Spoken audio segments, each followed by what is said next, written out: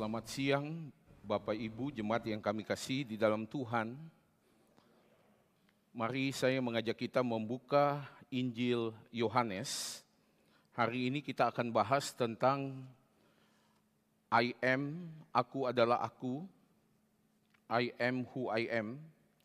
Yang kelima, Yesus mengatakan akulah kebangkitan dan hidup. Kita membuka Injil Yohanes pasal yang ke-11. Injil Yohanes pasal yang ke-11. Kita akan membacakan ayat yang ke-17 sampai dengan ayat yang ke-45. Injil Yohanes pasal yang ke-11 ayat yang ke-17 sampai dengan ayat yang ke-45, kita membaca dengan saling bertanggapan. Demikian firman Tuhan. Saya akan mulai ayat yang ke-17. Yohanes 11 ayat 17. Maka ketika Yesus tiba, didapatinya Lazarus telah 4 hari berbaring di dalam kubur.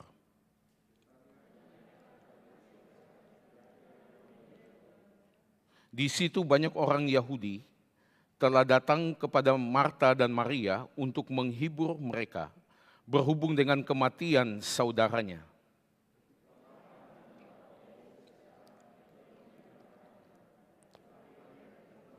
Maka kata Marta kepada Yesus, Tuhan, sekiranya engkau ada di sini, saudaraku pasti tidak mati.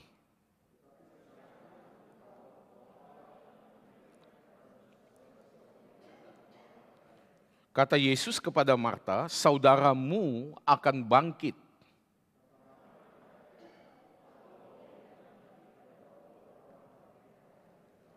Jawab Yesus, akulah kebangkitan dan hidup. Barang siapa percaya kepadaku, ia akan hidup walaupun ia sudah mati.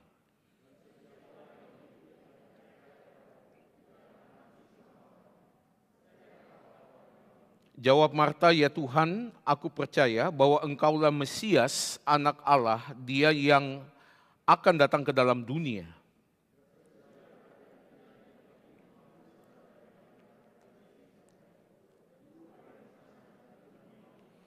Mendengar itu, Maria segera bangkit lalu pergi mendapatkan Yesus.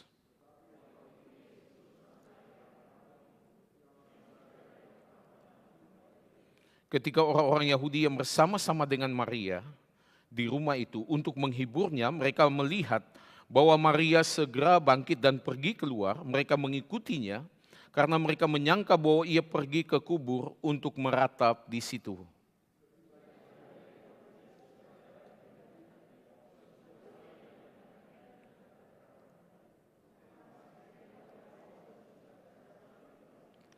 Ketika Yesus melihat Maria menangis dan juga orang-orang Yahudi yang datang bersama-sama dengan dia, maka masgulah hatinya, ia sangat terharu dan berkata,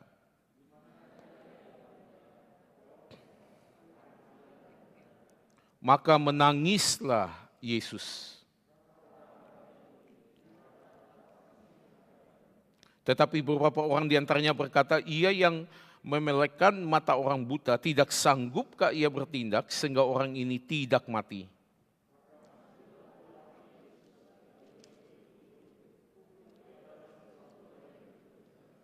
Kata Yesus, angkat batu itu. Marta, saudara orang yang meninggal itu berkata kepadanya, Tuhan, ia sudah berbau sebab sudah 4 hari ia mati.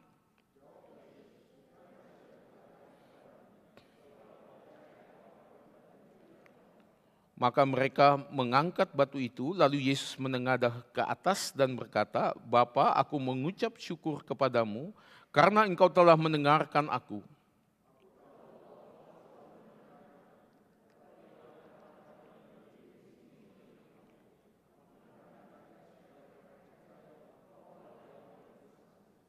Dan sesudah berkata demikian, berserulah ia dengan suara keras, Lazarus, marilah keluar.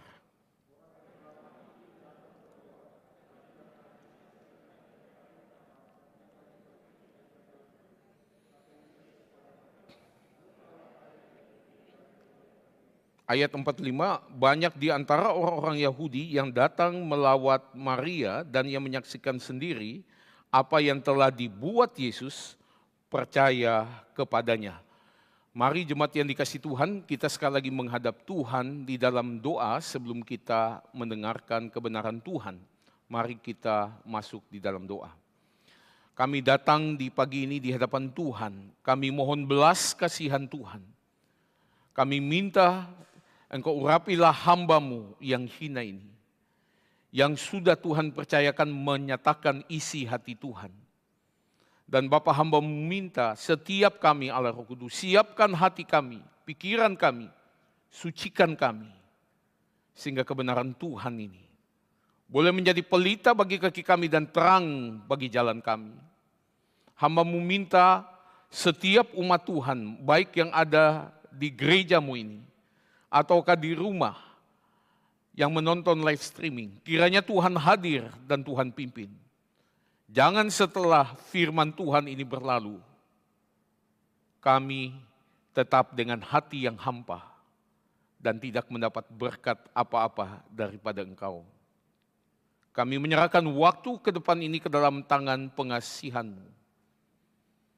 Di dalam nama Tuhan kami Yesus Kristus, kami panjatkan doa ini kepada Bapa yang di surga. Amin. Bapak Ibu jemaat yang saya kasihi di dalam Tuhan kita Yesus Kristus, bacaan kita bicara tentang mukjizat kebangkitan Lazarus, yang dimana melalui mukjizat ini Tuhan Yesus berkata, "Akulah kebangkitan dan hidup." Ini adalah perkataan Yesus I am yang kelima. Nah Bapak Ibu Saudara, kita tahu ada 7 I am. Ini adalah yang kelima. 2 lagi kita akan menyelesaikan ini. Dan menarik jemaat yang dikasihi Tuhan, Yohanes, ketika di dalam Injilnya, dia hanya mencatat 7 mukjizat. Yohanes ini adalah satu orang yang senang sekali dengan angka 7 yang melambangkan angka sempurna. Nah Bapak Ibu Saudara, mukjizat kebangkitan Tuhan Yesus ini adalah mukjizat yang ke-7. Bukan hanya mukjizat yang terakhir, tetapi mukjizat yang menjadi klimaks.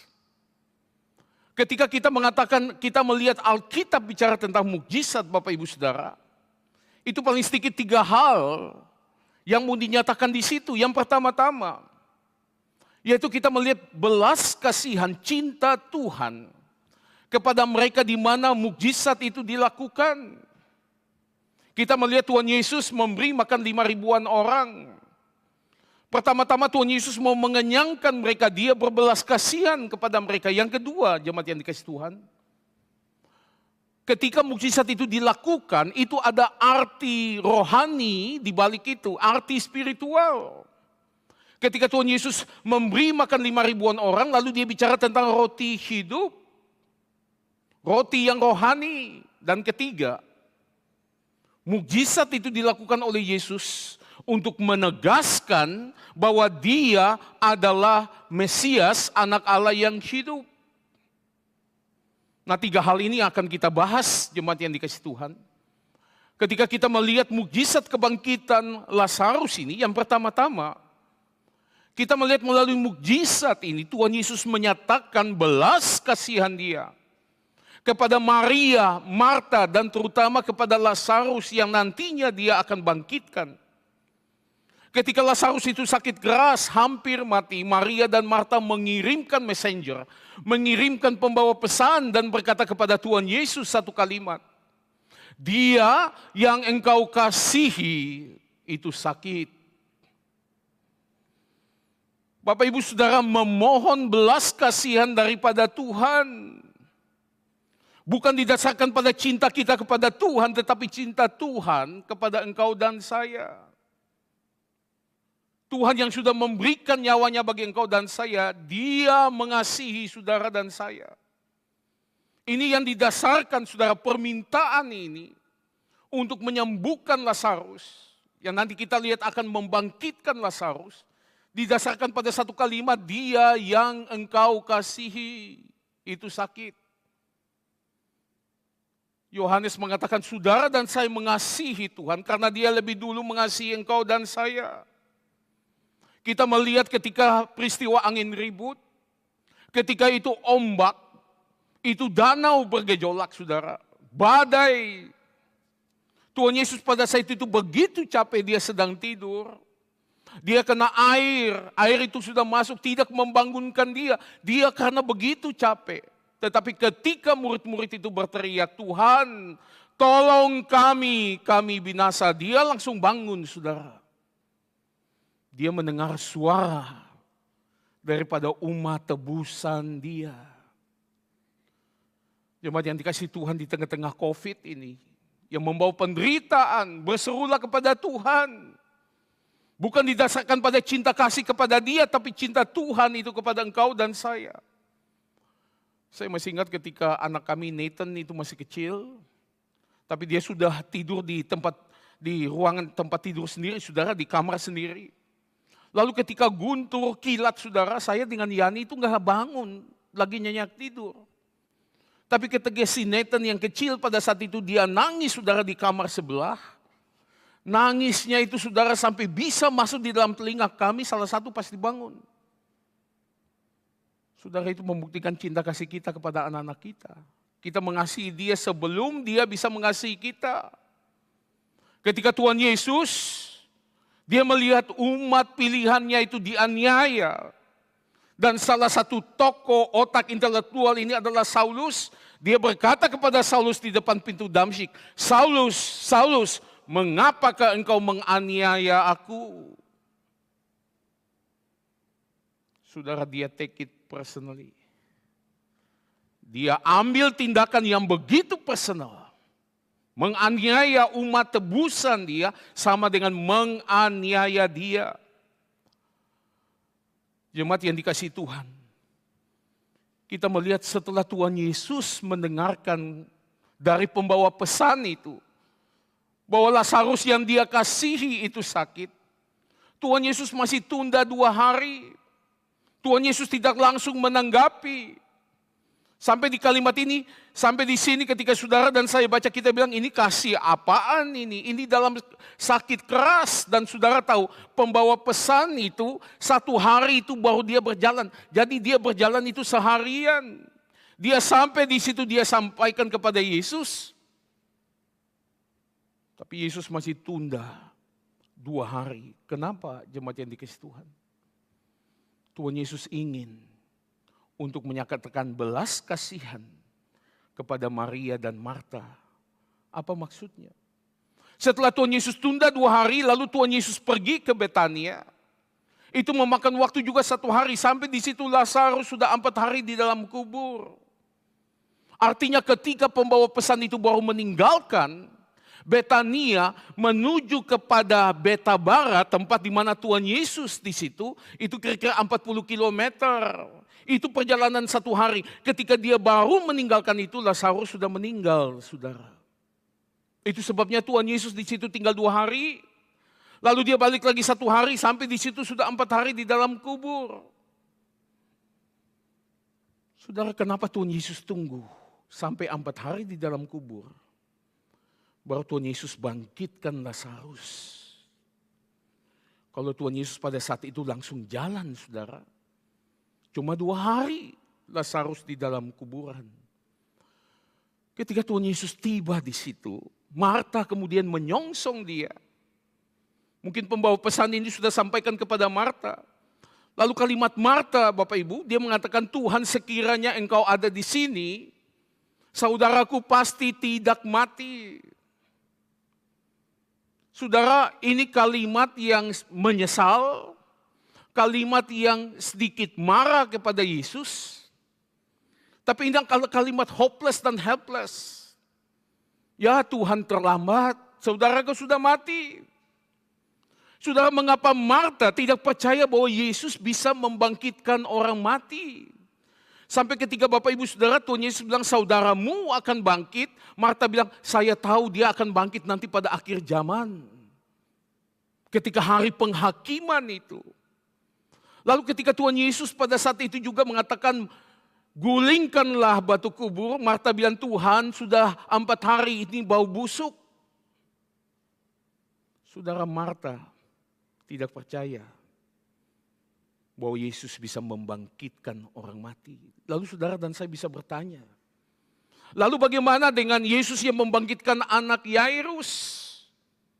Anak perempuan Yairus, bagaimana Yesus yang membangkitkan anak laki-laki daripada seorang janda di Nain? Saudara, ketika Tuhan membangkitkan anak Yairus, anak itu baru mati, masih ada di rumah, masih disemayamkan di rumah. Baru saja meninggal.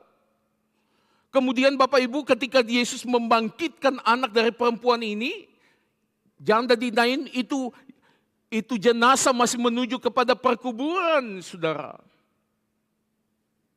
William Barclay mengatakan, itu dalam keadaan koma. Itu bukan mati. Mungkin juga pingsan. Saudara, kita menolak semuanya itu. Tapi kalau Lazarus sudah 4 hari di dalam kuburan, itu sudah benar-benar mati, saudara. Lalu jemaat yang dikasihi Tuhan, di sini kita akan melihat,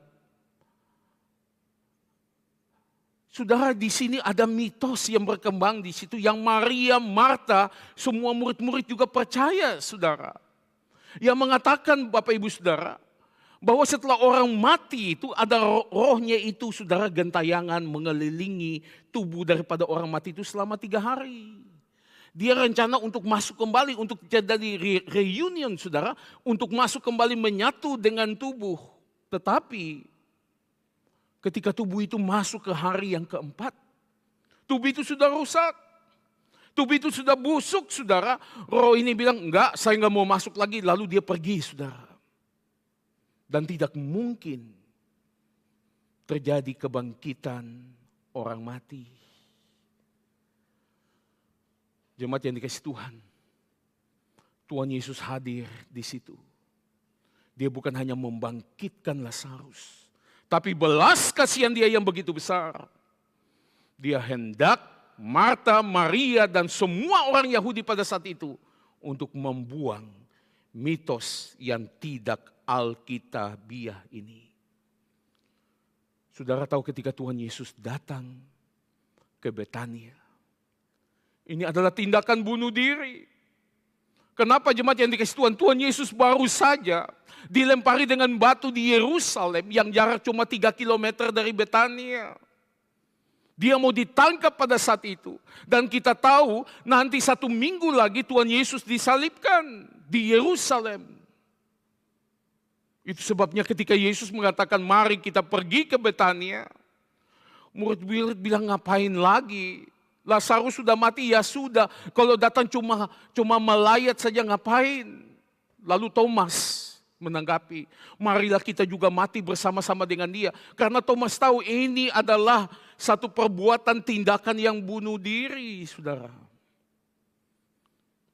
Karena cinta kasih dia kepada keluarga ini. Tapi dia datang bukan hanya sekedar melayat, menyampaikan turut berduka cita, menangis bersama dengan mereka. Tapi dia membangkitkan Lazarus. Nah, jemaat yang dikasihi Tuhan, Yesus ketika sampai di situ, ayat yang ke-35, dia melihat Maria, semua pada nangis, dia ikut nangis. Saudara, Allah pencipta menangis untuk ciptaan. Siapa di antara saudara dan saya, lihat ada satu cacing, lalu kita nangis ketika cacing ini mati, saudara.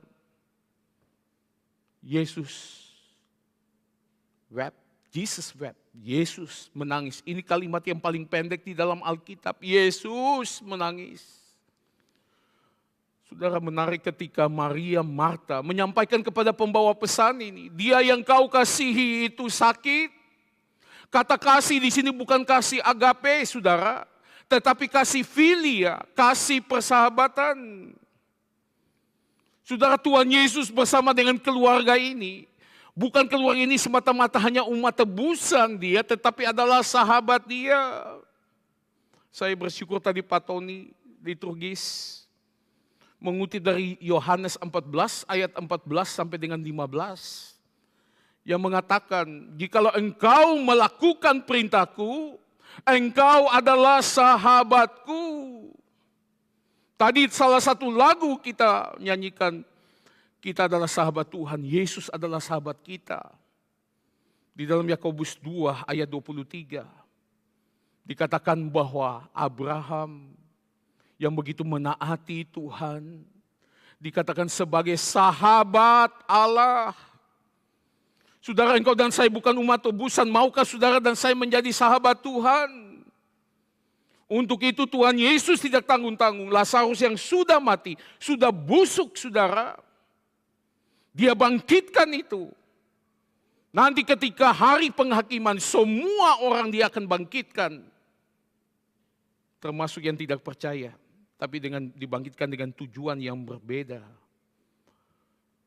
Bapak Ibu Saudara, Tuhan Yesus memperlakukan keluarga ini dengan begitu unik.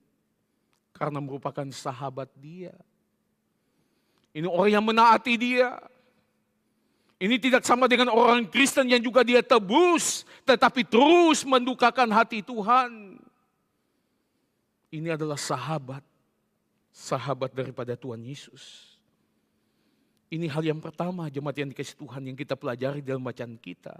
Yesus berbelas kasihan ketika Dia melakukan mukjizat kebangkitan Lazarus. Yang kedua, Bapak Ibu Saudara, apa arti rohani di balik ini? Spiritual truth, saudara. Kebenaran spiritual dengan Dia melakukan kebangkitan daripada Lazarus. Saudara, kita melihat yang menjadi fokus Dia bukan bangkit daripada orang mati, saudara. Tapi ditekankan di sini bukan kebangkitan jasmani, tetapi kebangkitan rohani. Saudara, apa yang kita pelajari di sini? Kita melihat dengan Lazarus yang mati, berarti kematian itu tidak ada satu orang pun saudara dan sini yang akan luput. Setiap kita akan mati. Kecuali kalau Tuhan Yesus datang yang kedua kali, saudara dan saya masih hidup, kita tidak sampai mengalami kematian yang seperti biasa. Tanpa itu saudara, kematian, setiap kita akan mengalami itu. Dan kematian itu adalah momok yang menakutkan, saudara. Kalau kita melihat COVID, saudara, kita tahu tidak semua kita diizinkan Tuhan itu kena COVID. Kalaupun kena, masih kemungkinan sembuh itu ada. Mungkin cukup besar. Tergantung kondisi kita dan sebagainya.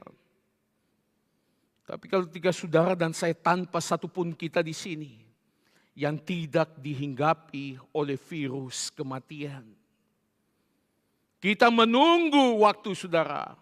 Kapanpun malaikat pencabut nyawa itu datang kepada saudara dan saya. Apakah kita lagi di pesawat, lagi tidur di rumah, kita lagi nyetir mobil. Saudara dan saya langsung dijemput, langsung kita mengalami kematian. Saudara, kenapa kematian itu? Orang itu menangis, merasa itu menakutkan, momok teror yang begitu memilukan hati. Karena Alkitab bicara, jemaat yang dikasihi Tuhan, kematian itu artinya terpisah. Kematian itu artinya terpisah. Yang pertama-tama kematian rohani. Saudara dan saya itu terpisah dari Allah yang adalah sumber hidup. Itu yang membuat saudara dan saya begitu ketakutan. Momok yang begitu mengenaskan karena kita terpisah daripada Allah. Ketika Adam dan Hawa jatuh di dalam dosa. Allah yang Maha Tahu, Dia mencari Adam. Adam, di manakah engkau? Saudara, dalam Yesaya 59 ayat yang kedua, 1 dan 2. Dikatakan bukan tangan Tuhan itu tidak terlalu panjang. Bukan pendengaran Tuhan itu tidak terlalu tajam. Tetapi yang memisahkan engkau dan saya daripada Tuhan, itu adalah kejahatan kita. Yang membuat Tuhan itu muka tersembunyi daripada kita, yaitu adalah dosamu dan dosaku. Saudara, kematian rohani, manusia terpisah daripada Allah. Saudara, kematian rohani ini kemudian mengakibatkan kematian jasmani. Kematian jasmani, sekali lagi kematian itu terpisah, artinya roh dan tubuh ini terpisah. Sehingga kematian rohani ini menyebabkan kematian jasmani, jiwa terpisah daripada tubuh. Dan pada akhirnya saudara dan saya mengalami kematian kekal di neraka. Kita dibuang sampai selama-lamanya. Kita dijauhkan sampai selama-lamanya daripada anugerah Tuhan. Dia yang adalah sumber hidup itu terpisah daripada engkau sampai selama-lamanya. Saudara, kita melihat di sini, kematian itu menjadi momok yang begitu menakutkan, saudara. Jemaat yang dikasihi Tuhan, kita melihat di dalam kitab Ibrani di sini, dikatakan ya Bapak Ibu, mereka yang seumur hidupnya, ini maksudnya manusia, berada dalam perhambaan oleh karena takutnya kepada maut.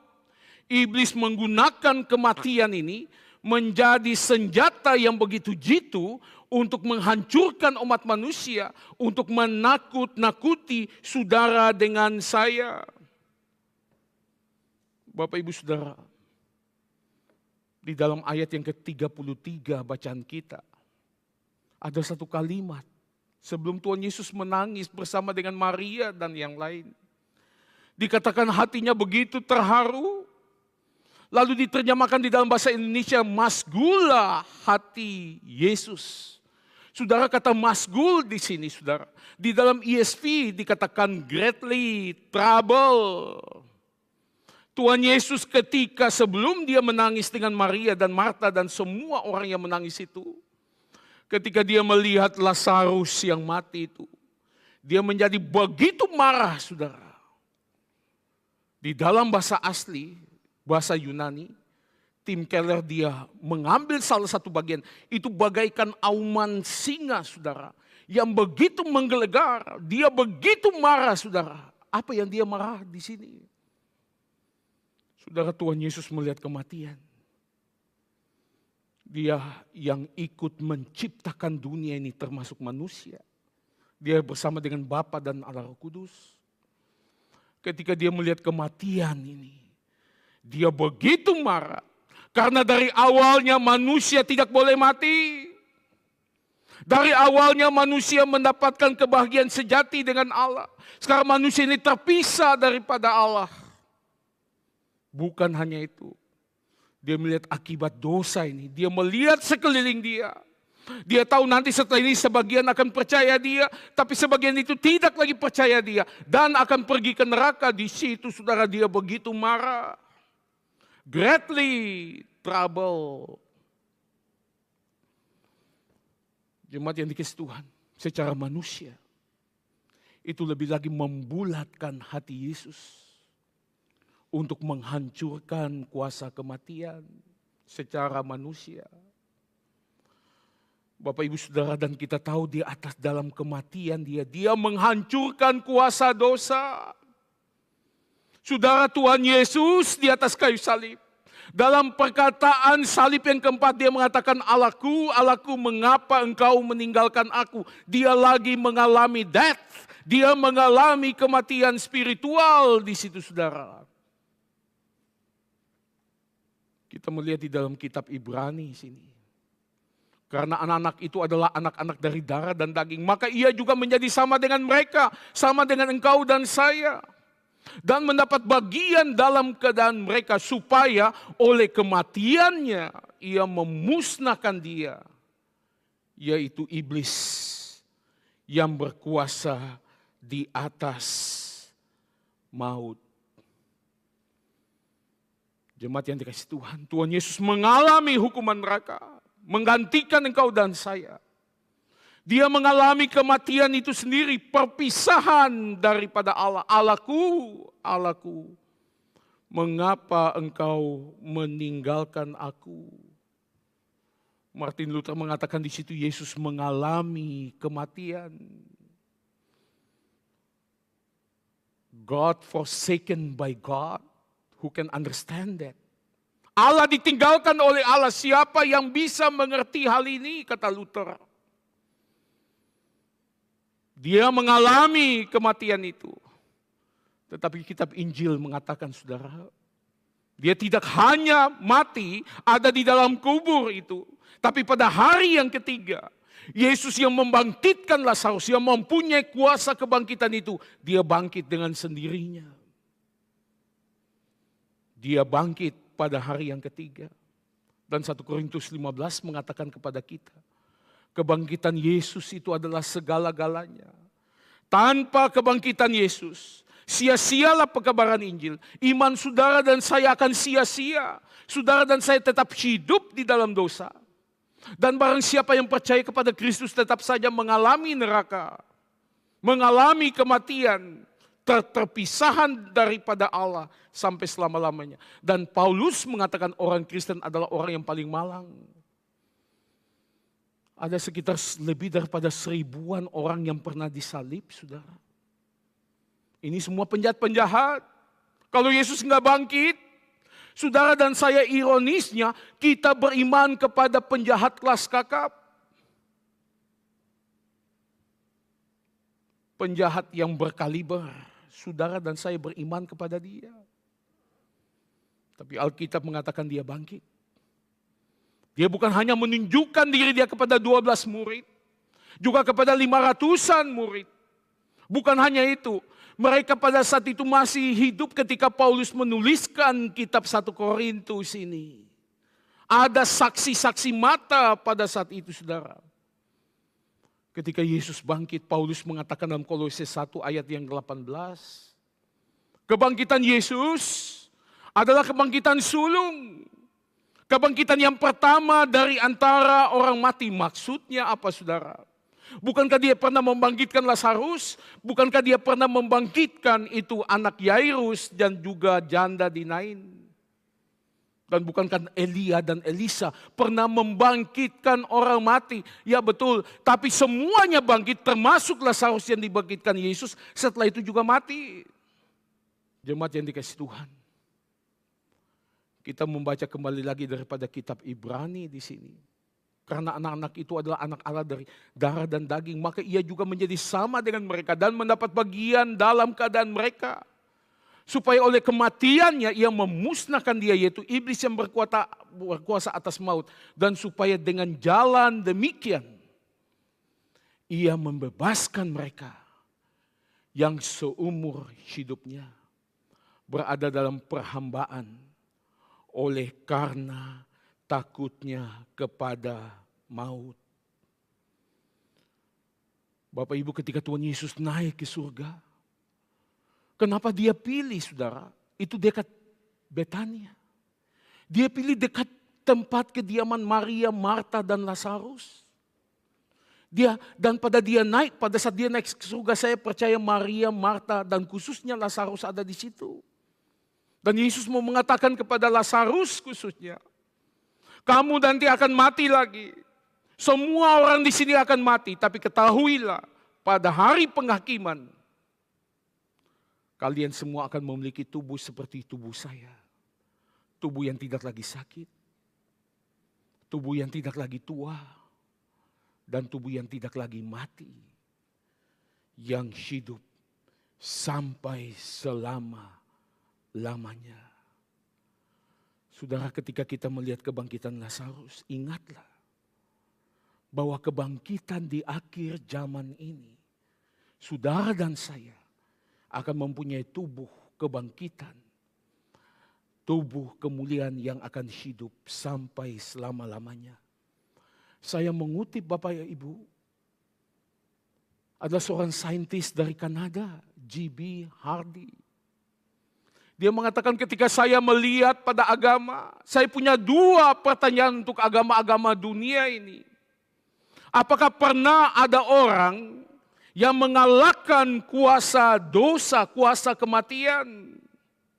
Dan kalau ada, apakah itu akan memberikan jalan kepada saya? Untuk saya juga bisa menaklukkan kematian. Lalu dia mengatakan, saya cek, itu kuburan Buddha tetap masih ada mayat di situ. Saya kemudian cek kuburan daripada Konfusius juga sama. Juga pendiri-pendiri agama yang lain saya cek, semuanya ada di situ. Tapi ketika saya pergi ke kuburan Yesus, kuburan itu kosong. Dan saya bertanya, apakah Dia akan memberikan jalan kepada saya juga untuk mengalami hal yang sama. Dan saya buka itu Alkitab, lalu di situ saya menemukan Dia berkata, karena saya hidup, maka engkau juga hidup. Jemaat yang dikasihi Tuhan, kita bersyukur kepada Tuhan bahwa kebangkitan Lazarus hanya mendemonstrasikan kuasa kebangkitan Yesus. Di balik itu ada pengertian spiritual, rohani yang kita harus memahami. Yang ketiga, saudara. Saudara, apa artinya mukjizat? Mukjizat Yesus menyatakan belas kasihan. Melalui mukjizat Dia menyatakan arti rohani di balik mukjizat itu. Yang ketiga, melalui kebangkitan Lazarus, saudara, Tuhan Yesus menyatakan kemesiasannya. Dia menyatakan ketuhanan Dia, saudara. Sampai-sampai dengan ketika Marta berkata kepada Dia, engkau adalah Mesias, Anak Allah, Dia yang datang ke dalam dunia ini. Saudara, artinya apa? Artinya Marta, dia percaya Yesus ini adalah keturunan perempuan yang menghancurkan kepala ular dalam Kejadian 3 ayat 15. Nubuatan yang pertama adalah nubuatan yang dilakukan, dibicarakan langsung oleh Tuhan Allah. Keturunan perempuan akan menghancurkan kepala iblis.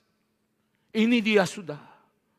Ketika dia bicara mukjizat Mesias, saudara, itu artinya keturunan Abraham, Kejadian 22 ayat 18, yang akan menjadi berkat bagi seluruh bangsa di muka bumi ini. Keturunan di sini bukan plural, kata Paulus, tetapi singular. Hanya satu orang, dan itu adalah Yesus. Ketika kita bilang Dia adalah Mesias, Anak Allah yang hidup, saudara, itu artinya juga Bapak Ibu Saudara, ini Dia adalah Nabi yang dibuatkan oleh Musa dalam Ulangan 18 ayat 15 dan ayat yang ke-18. Ini juga adalah hamba yang menderita, yang dikatakan di dalam Yesaya 53. Dan Yesus ini adalah Raja yang kerajaannya sampai selama-lamanya keturunan Daud, yang dinyatakan di dalam 2 Samuel 7 ayat yang ke-16. Itu artinya Yesus adalah Mesias. Nah, jemaat yang dikasihi Tuhan, ketika Tuhan Yesus membangkitkan Lazarus, kita melihat di situ Dia mengatakan, Lazarus, come out. Lazarus, keluarlah.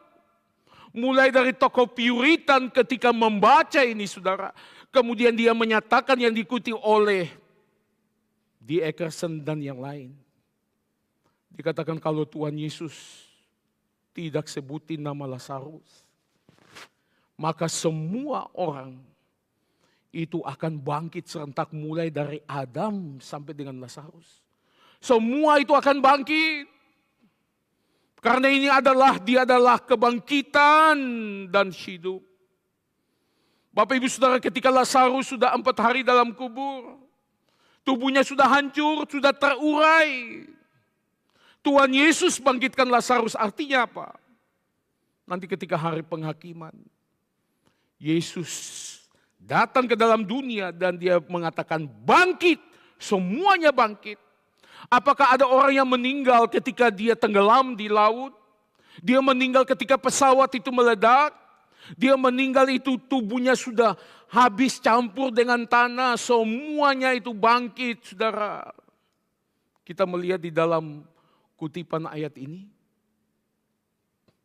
Sebab saatnya akan tiba, bahwa semua orang yang di dalam kuburan akan mendengar suaranya, dan mereka yang telah berbuat baik akan keluar dan bangkit untuk hidup yang kekal, resurrection of life. Tetapi mereka yang telah berbuat jahat akan bangkit untuk dihukum, resurrection of judgment. Jemaat yang dikasihi Tuhan, 1 Tesalonika 4 ayat yang ke-6 mengatakan, yang bangkit pertama itu adalah orang percaya. Bangkit dengan tubuh kemuliaan untuk hidup selama-lamanya. Setelah itu saudara baru bangkit unbelievers. Bangkit, kemudian dibuang ke neraka sampai selama-lamanya. Bapak Ibu jemaat yang dikasihi Tuhan. Tuhan Yesus, Dia adalah kebangkitan dan hidup. Saudara, Dia bukan hanya bisa bangkitkan orang, tapi Dia adalah kebangkitan itu sendiri. Dia adalah hidup, bukan hanya Dia bisa kasih hidup, tapi Yohanes pasal 1 mengatakan Dia adalah hidup itu sendiri. Bapak Ibu Saudara, kita melihat di sini. Setelah itu kita melihat ketika Tuhan Yesus berkata kepada Marta. Dia mengatakan, akulah kebangkitan dan hidup. Barang siapa percaya kepadaku, ia akan hidup. Walaupun ia sudah mati.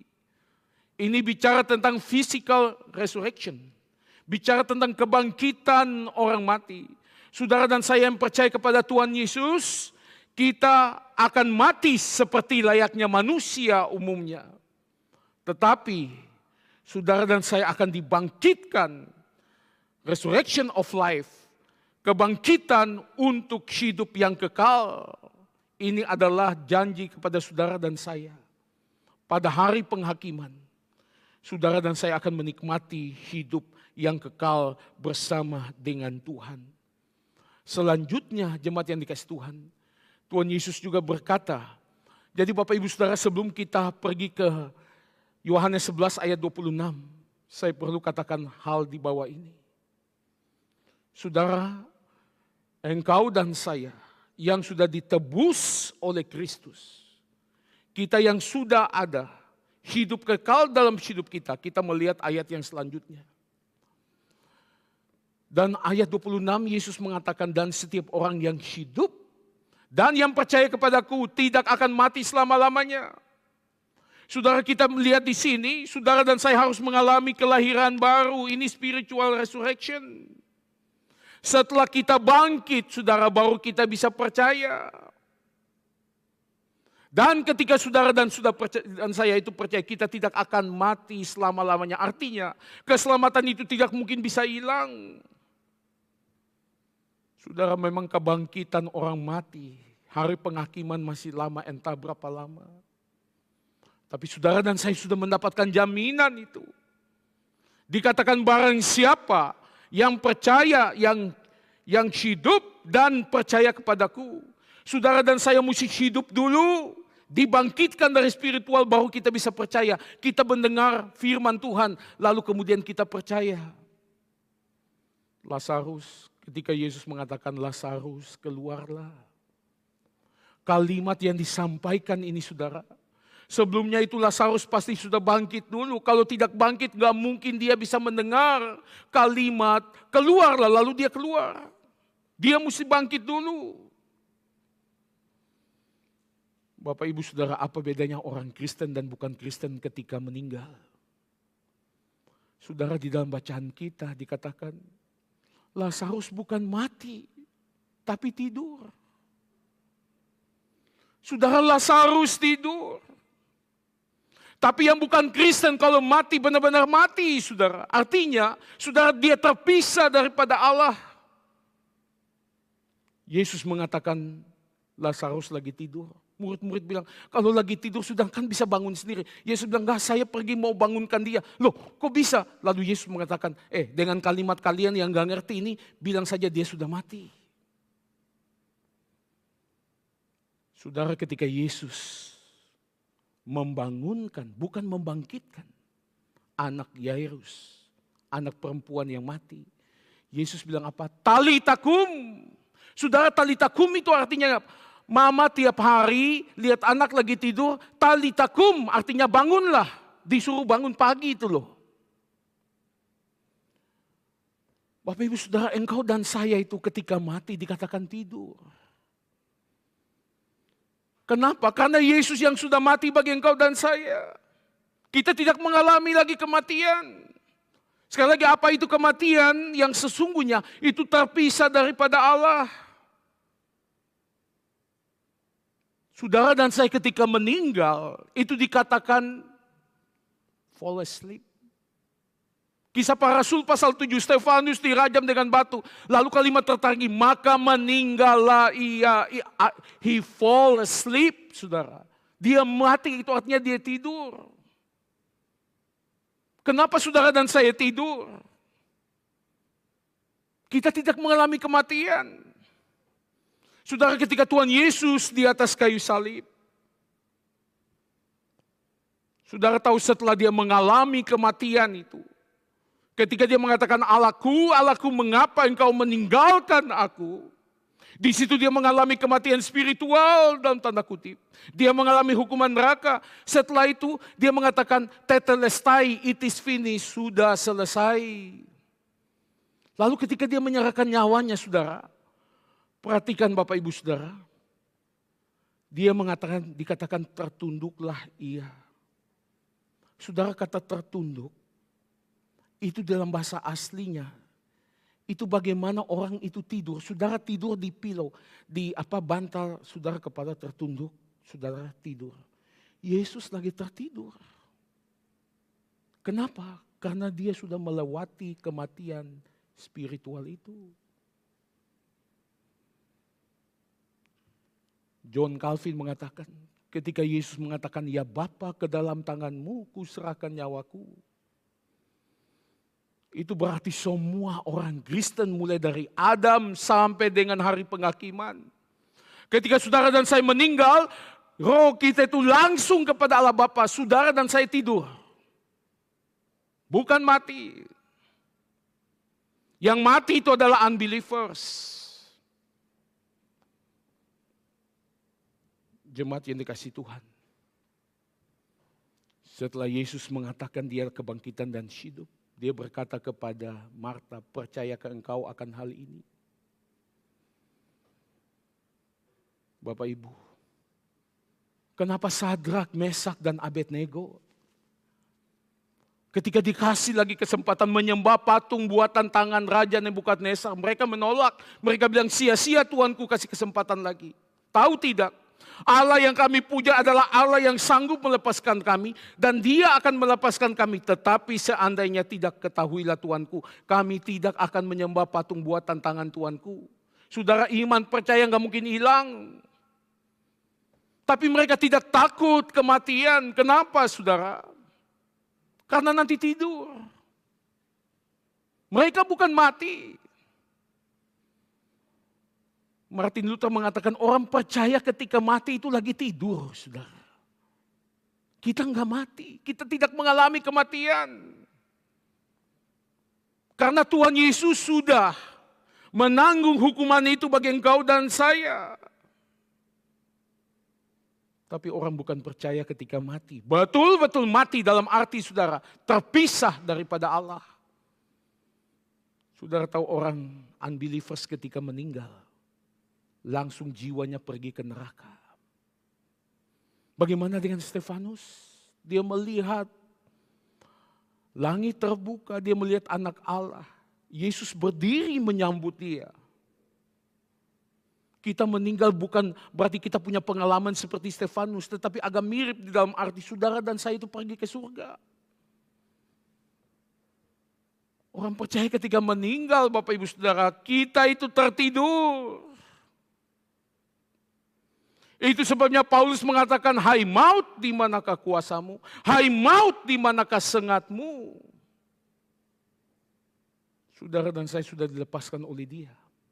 Kuasa maut itu tidak lagi bersama dengan engkau dan saya. Amin, saudara. Beberapa waktu lalu seorang yang tua tanya kepada saya, Pak Ben, saya mau tanya pertanyaan ini, kalau nanti meninggal itu roh kemana Pak Ben? Saya bilang roh itu ke surga.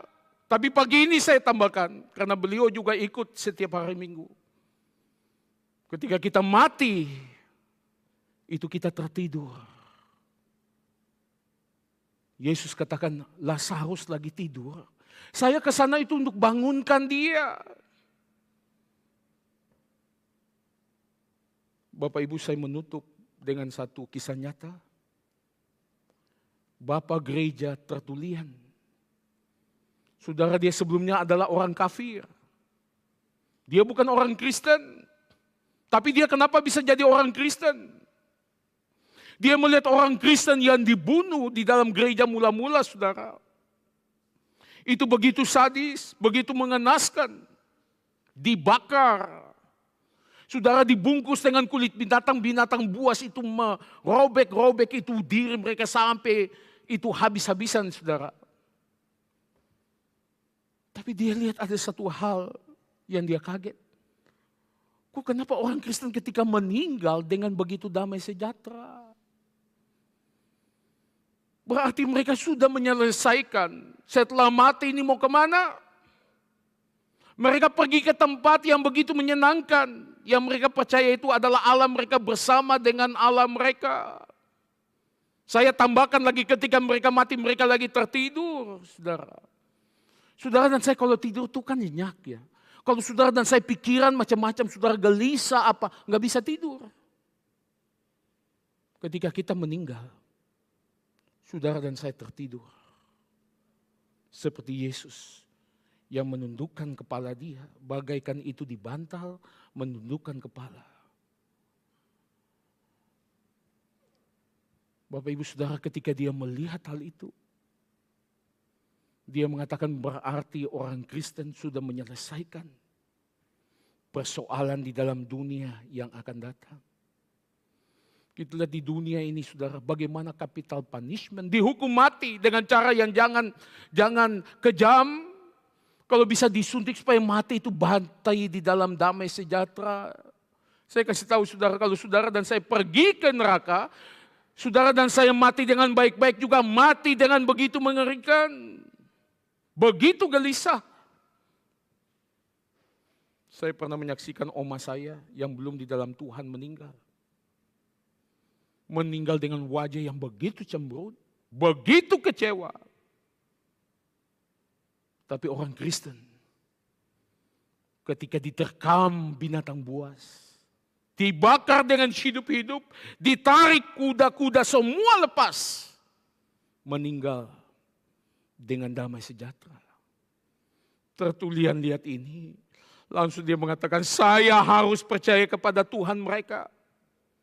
Tuhan yang sudah menyelesaikan dosa, yang sudah mengalahkan kuasa kematian, yang sudah mendapatkan kunci di dalam dunia yang akan datang. Lalu dia menjadi Kristen.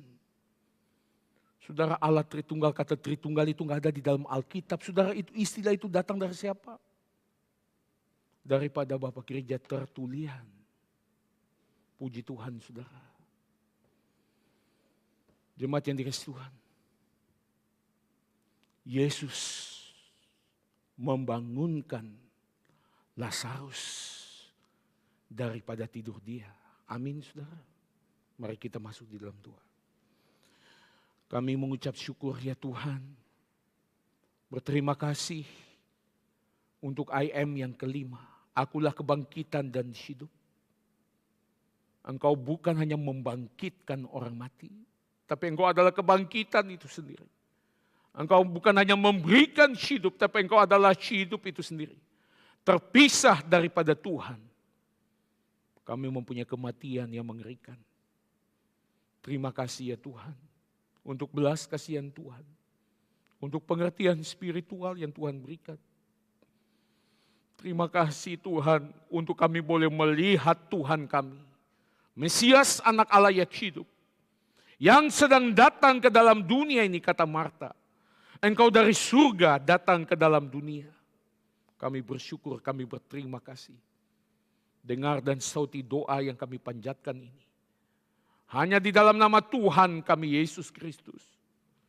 Hamba-Mu minta ya Tuhan, siapapun yang mendengarkan firman-Mu, yang masih mengeraskan hati, Allah Roh Kudus berbelas kasihanlah. Sehingga yang bersangkutan bisa menerima Engkau sebagai Tuhan dan Juru Selamat. Sehingga kami mempunyai kepastian hidup. Kami tidur ketika kami mati. Kami sudah dilepaskan daripada kuasa kematian.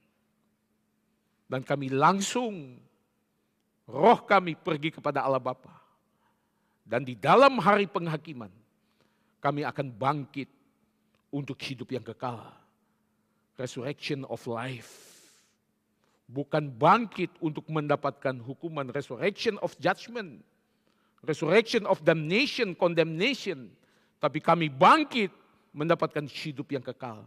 Di dalam nama Tuhan kami Yesus Kristus, kami panjatkan doa ini kepada Bapa yang di surga. Amin.